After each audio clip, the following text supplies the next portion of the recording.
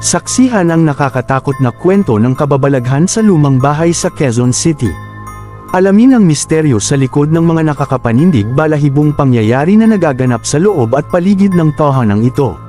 Makisama sa aming paglalakbay sa mga kasamang kababalaghan at pagtuklasin ang katotohanan sa likod ng mga kwentong ito. Huwag palampasin ang pagkakataong matuto at maunawaan ang mga kakaibang pangyayari sa paligid ng Quezon City. Sa isang tahimik na lugar sa Quezon City, may isang lumang bahay na may misteryosong nakaraan. Ito ay matatagpuan sa isang liblib na kanto ng lungsod, malayo sa ingay at trapiko ng syudad.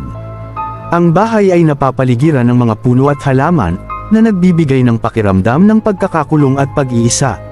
Ngunit sa kabila ng kanyang katahimikan at lihim, ang lumang bahay na ito ay may kasaysayan ng mga kababalaghan na nagpapahirap sa mga taong naninirahan dito. Ayon sa mga lokal na kwento, ang bahay ay dating tahanan ng isang mayamang pamilya na biglang nawala ng hindi malaman ang dahilan. Sinasabing may mga hindi kanais-nais na pangyayari na naganap sa loob ng bahay bago ang pagkawala ng pamilya. Marami ang nagtataka at nagtatanong kung ano nga ba ang nangyari sa kanila, ngunit wala namang tiyak na kasagutan hanggang sa ngayon. Maraming mga kwento ng mga kapitbahay na nakakaranas ng mga kakaibang pangyayari sa paligid ng bahay. May mga nagsasabing may naririnig silang mga hiyaw at hagulgol sa gitna ng gabi, ngunit walang makitang tao o anumang sanhi ng mga ingay na iyon. May mga iba namang nagsasabing nakakita sila ng mga anino na naglalakad sa labas ng bahay, subalit paglingon nila ay biglang nawala ito sa dilim ng gabi. Ang mga residente sa paligid ay nag-iingat na lamang na dumadaan sa harap ng lumang bahay na ito, at ang ilan ay kahit na umiiwas na sa pagtira malapit dito. May mga nagsasabi rin na ang mga hayop sa paligid, tulad ng mga aso at pusa, ay tila mayat-mayang natatakot at nagpapakita ng hindi kapani-paniwala nilang kilos kapag malapit sa bahay.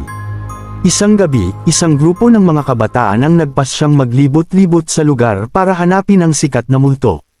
Sila ay puno ng kuryosidad at pagmamalaki, hindi nila pinapansin ang mga babala ng mga matatanda sa lugar. Hanggang sa kanilang paglibot, biglang may isang sa kanila ang nakaramdam ng malamig na hangin at biglang pagbagsak ng temperatura. Tiningnan nila ang isa't isa, ngunit wala sa kanila ang nagbago ng kulay. Nagtawanan sila at nagpatuloy sa paglilibot. Biglang may isang sa kanila ang nakaramdam ng malamig na hangin at biglang pagbagsak ng temperatura. Tiningnan nila ang isa't isa, ngunit wala sa kanila ang nagbago ng kulay. Nagtawanan sila at nagpatuloy sa paglilibot, ngunit biglang may isang kasapi ng grupo ang biglang nagiba ang itsura at parang nanglalate sa kalsada. Napahinto ang lahat sa kanilang ginagawa at nagtaka sa nangyari. Ngunit sa kanilang pagbalik ng tingin, biglang nawala ang kanilang kasamahan. Nang maghanap-hanap sila, hindi nila ito makita kahit saan. Ang mga natitirang miyembro ng grupo ay nagmadali na palayo sa lumang bahay, takot at gulat ang kanilang nararamdaman. Simula noon, hindi na nila naisip ang bumalik sa lugar na iyon at hindi na nila kailanman nalimutan ang kanilang nakita at naranasan.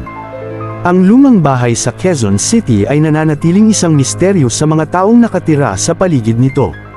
Ang mga kwento ng kababalaghan ay patuloy na bumabalot sa lugar, nagbibigay ng takot at kuryosidad sa mga nagtataka kung totoo nga ba ang mga ito o bunga lamang ng malikot na imahinasyon.